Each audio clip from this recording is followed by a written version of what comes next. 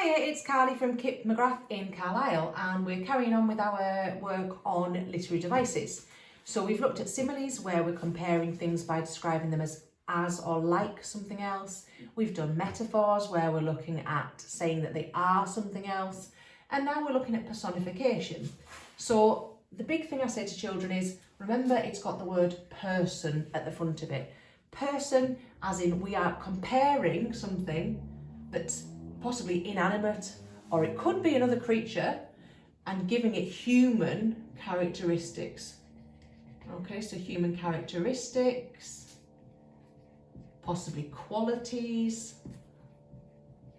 behaviour. So it's something that isn't human being given those things. So I've put three things over here that quite often we could describe with personification. So one of the things we might say is, her eyes danced.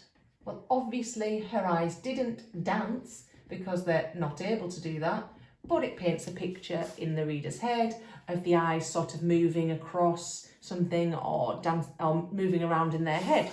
Okay, so that would be an example of personification because we've given the eyes a human sort of behaviour or quality that they couldn't otherwise have, which helps paint that image. Droplet. So you might say that the droplet crawled down the window. Okay. Obviously, again, it can't actually crawl, but it's given it that human characteristic or behaviour. So the droplet crawled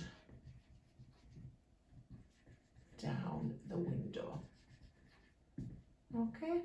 And then our last one on our little list of examples, I've got the mouse. So obviously a mouse is a creature, but it isn't a human.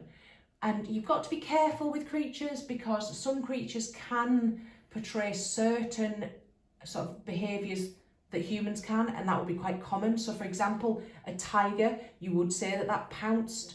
Okay, so you wouldn't be able to use pounced because that isn't specifically a human sort of behaviour.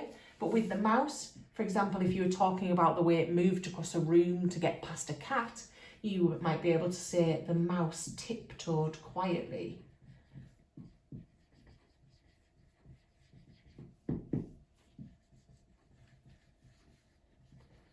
Whenever we're teaching children, it is also important to try and show them joined up writing so that you're encouraging them to do the same. So the mouse tiptoed quietly past the cat. A quality that a mouse can't quite have. Now, you might have got away with saying crept or crawled because that is something it can do, but tiptoe, not really. You wouldn't be saying a mouse actually tiptoed.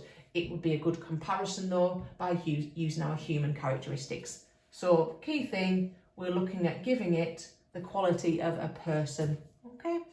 Again, useful task is give them a list of words, ask them to have a go at writing some personification, or maybe even give them a word, get them to do a spider diagram, and around it they can put a few different things so they can have some similes, they can have some metaphors, they can have some personification.